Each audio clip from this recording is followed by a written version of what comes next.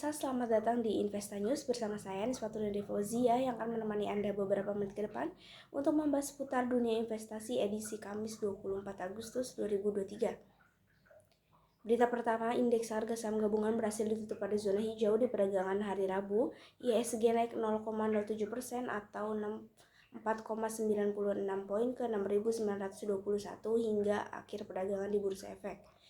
Equity Research Analyst Mitra Sekuritas Rio Febrian mengatakan IHSG membentuk pola shooting pasca uji resisten area di 6.930 hingga 6.950 di hari Rabu. Pola ini mengindikasikan bahwa kondisi rawan koreksi pada IHSG di hari Kamis. Dengan demikian, pelaku pasar sebaiknya tetap memperhatikan pivot di 6.880 hingga 6.900. Pasar dipengaruhi oleh realisasi indeks manufaktur Euro area 43,7 dan Jerman 39,1 yang lebih baik dari perkiraan di Juli 2023. Sebaliknya, realisasi indeks manufaktur Inggris 42,5 berada di bawah ekspektasi pada periode yang sama. Menurut Rio, dari AS, pelaku pasar mengantisipasi pelaksanaan Jackson Hole Symposium, pertemuan pemimpin-pemimpin bank sentral dari seluruh dunia, yang diharapkan memberikan pandangan kepada pasar mengenai arah kebalikan moneter dan outlook sektor keuangan ke depan. Kecenderungan sikap wait and see terhadap pertemuan tersebut menahan pergerakan harga saham bank di hari Rabu.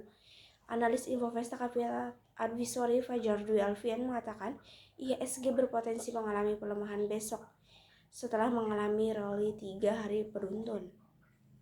Secara teknikal, hari ini IHSG sempat menyentuh level resisten kuat di level 6.946 dan kemudian langsung turun dan ditutup di level 6.930-an. Besok IHSG akan bergerak di rentang 6.861 hingga 6.946 menurut Fajar. Untuk perdagangan besok, Fajar mengatakan rilis data PMI manufaktur dan jasa di AS masih akan menjadi penggerak utama pasar saham. Selain itu, pergerakan yield obligasi AS yang cukup liar bisa menekan kinerja IHSG.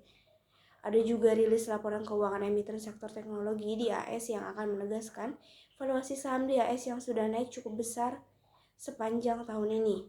Dari domestik pasar yang menunggu hasil rapat Dewan Gubernur Bank Indonesia, diperkirakan akan menahan suku bunga acuan di level saat ini. Menurut Fajar, investor dapat melirik saham yang cenderung kurang sensitif pergerakannya seperti sektor infrastruktur telekomunikasi. Berita selanjutnya yaitu harga minyak dunia turun untuk sesi ketiga beruntun pada hari Rabu 23 Agustus 2023 dipicu peningkatan persediaan bahan bakar minyak di Amerika Serikat. Seperti dilansir Reuters, harga minyak WTI untuk pengiriman Oktober 2023 turun 75 sen atau sekitar 0,9% menjadi 78,89 US dollar per barel di New York Mercantile Exchange. Harga minyak mentah Brent untuk pengiriman Oktober 2023 merosot 82 sen atau sekitar 0,98% menjadi 83,21 US dollar per barel di London ICE Future Exchange. Laporan yang dirilis Energy Information Administration menunjukkan bahwa persediaan BBM AS naik 1,5 barel pekan lalu. Para analis sebelumnya memperkirakan persediaan BBM AS turun 888.000 per barel. Cadangan minyak mentah AS turun 6,1 juta barel pada pekan yang berakhir 18 Agustus berkat tingginya aktivitas kilang minyak dan ekspor. Para analis sebelumnya memperkirakan cadangan minyak AS turun 2,8 juta barel. Berita selanjutnya yaitu harga emas mencapai level tertinggi 2 minggu dan berakhir di atas level kunci $1.900 per ounce pada hari Rabu 23 Agustus.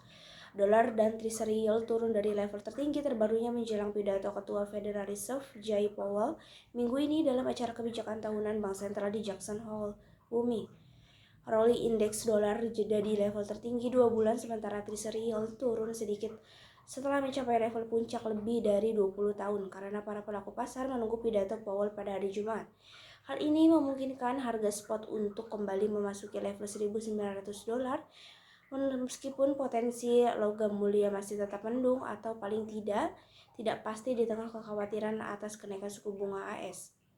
Emas berjangka Desember yang paling aktif di COMEX New York berakhir di $1.946 per ounce, naik 1,04% pada hari Rabu. Harga emas mencapai level tertinggi 2 minggu di $1.949 sebelumnya naik 1,6% seminggu setelah 4 minggu sebelumnya mengalami penurunan yang menyebabkan kerugian bersih sebesar 4%. Analis mengingatkan bahwa Powell dapat menandai era suku bunga yang lebih tinggi, terutama karena inflasi tetap tinggi dan pasar tenaga kerja masih kuat. Setiap sinyal kenaikan suku bunga AS kemungkinan akan memicu lebih banyak kerugian pada emas, mengingat kenaikan suku bunga meningkat biaya peluang berinvestasi dalam logam mulia. Perdagangan ini telah memukul emas selama setahun terakhir dan logam berada di bawah tekanan baru pada bulan Agustus setelah data menunjukkan inflasi AS tetap tinggi pada Juli. Meskipun ada pemulihan minggu ini, harga emas masih diperdagangkan mendekati posisi terendah 5 bulan dengan pemulihan logam mulia diperkirakan akan berumur pendek karena suku bunga AS yang tetap lebih tinggi untuk waktu yang lebih lama. Di antara logam-logam industri, harga tembaga juga diuntungkan oleh pelemahan dolar. Tembaga naik 1,4% menjadi 3,811 dolar per pon pada perdagangan Rabu sore di New York.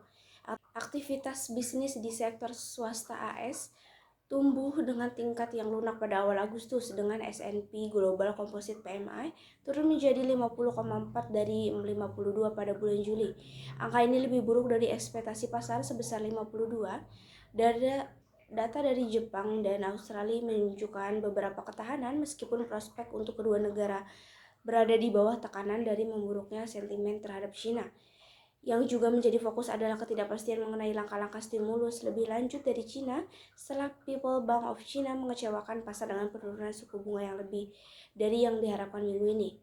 China merupakan negara importir tembaga terbesar di dunia dan tengah menghadapi perlambatan pemulihan ekonomi pasca Covid akibat hambatan dari belanja yang lemah dan potensi krisis pasar properti. Kekhawatiran terhadap China juga telah memukul mundur harga tembaga selama setahun terakhir. Berita selanjutnya yaitu nilai tukar rupiah bertahan di atas Rp15.000 terhadap dolar Amerika Serikat sejak awal Agustus 2023. Rupiah bahkan sempat menyentuh level di Rp15.359 per dolar AS pada Kamis 17 Agustus, tetapi kini ditutup di level Rp15.295 pada perdagangan hari Rabu. Ekonom Bank Mandiri Reni Eka Putri mengatakan pelemahan rupiah terjadi setelah dolar AS kembali diminati pelaku pasar. Hal ini sejalan dengan inflasi yang menurun, tetapi tingkat pengangguran AS tercatat sebesar 3,5% pada Juli 2023 dan non-farm payrolls masih meningkat yang dibarengi dengan pertumbuhan ekonomi sebesar 2,4% YoY pada kuartal 2 2023. Menurut Reni, perkembangan ini kemudian membuat dolar AS menguat dan menimbulkan spekulasi di pasar global bahwa The Fed masih memiliki ruang untuk meningkatkan suku bunga acuannya pada tahun ini sampai inflasi AS benar-benar menuju target sebesar 2%. Indeks dolar kembali meningkat ke kisaran level 102 hingga 104 mengindikasikan penguatan dolar AS terhadap sejumlah mata uang utama. Pelemahan mata uang Asia sepanjang Agustus 2023 tidak hanya terjadi pada rupiah, tapi juga dialami oleh yuan Cina, ringgit Malaysia, baht Thailand, hingga dolar Singapura. Menurut Reni, dalam Fed Minute Juli 23, The Fed juga mengindikasikan masih dapat menahan the Fed rate lebih lama sebelum mulai diturunkan pada tahun 2023. Reni melihat posisi rupiah masih akan berada di kisaran 15.200 hingga 15.300 rupiah dalam jangka pendek. Sentimen pelemahan dari eksternal akan menimbulkan pelarian dana asing atau capital flight. Namun dalam hitungannya rupiah belum akan tembus ke atas 15.500 rupiah per dolar AS. Kemungkinan ini terjadi berkat adanya dukungan kebijakan dari Bank Indonesia sehingga pelemahan ini bersifat sementara. Indonesia juga memiliki faktor-faktor positif untuk menarik dana asing, yakni stabilitas ekonomi dan iklim investasi yang mendukung pertumbuhan serta cadangan devisa yang tetap tinggi. Pasar keuangan Indonesia yang berkembang dan likuid juga masih menjadi daya tarik bagi investor asing. Reni cukup optimis bahwa BI akan mengawasi pasar secara langsung dan melanjutkan kebijakan triple intervention serta twist operation untuk menjaga stabilitas rupiah ke depan dan kembali menarik capital flow. Dengan melihat performa rupiah sejak awal tahun 15.200 rupiah per dolar AS pada saat ini masih lebih baik dibanding kinerja mata uang Asia lainnya. Kurs rupiah juga lebih baik dari posisi penutupan 2023 yang sebesar Rp15.568 per dolar AS. Reni optimis rupiah dapat kembali ke posisi Rp14.864 per dolar AS pada akhir tahun 2023. Hal ini didukung oleh penerapan instrumen operasi moneter falas berupa term deposit falas devisa hasil ekspor yang dimulai sejak Maret 2023 dan kebijakan DHS sumber daya alam yang efektif per Agustus 2023. Penerapan ini diharapkan dapat berdampak positif ke cadangan devisa dan menjadi sentimen positif bagi rupiah. Penguatan rupiah juga akan didukung oleh fundamental domestik yang kuat, kembali masuknya aliran dana asing ke pasar domestik, dan kebijakan kenaikan suku bunga The Fed yang sudah price in. Kepala Ekonom Bank Permata Joshua Pardede menambahkan rupiah berpotensi menguat terbatas berkat data servis PMI AS yang berpotensi mengalami penurunan, sementara manufacturing PMI AS cenderung stagnan. Rupiah diperkirakan mampu menguat di kisaran Rp15.225 per dolar AS hingga Rp15.325 per dolar AS. Pasar juga menantikan keputusan rapat Dewan Gubernur BI pada Kamis 24 Agustus yang diperkirakan akan kembali mempertahankan suku bunga acuan di level 5,75%. Hal ini dilakukan dalam rangka menjaga stabilitas rupiah di tengah sentimen risk off yang mempengaruhi pasar keuangan negara berkembang, termasuk pasar keuangan domestik. Dengan upaya stabilitas rupiah diharapkan akan membatasi dampak impor inflation, sehingga pada akhirnya ekspektasi inflasi akan tetap terkendali menurut Joshua. Suku bunga acuan BI yang dipertahankan di level 5,75% juga ditujukan untuk mengangkat ekspektasi inflasi yang berpotensi didorong oleh kenaikan inflasi pangan di tengah performa El Nino. Lebih lanjut, langkah-langkah stabilisasi rupiah melalui triple intervention dan operation twist diperkirakan akan menjadi volatilitas nilai tukar rupiah agar tetap rendah sehingga mendukung momentum pertumbuhan ekonomi nasional. Berita tersebut menjadi berita penutup pada hari ini. Saya Niswatullah Fauzia pamit undur diri. Sampai jumpa.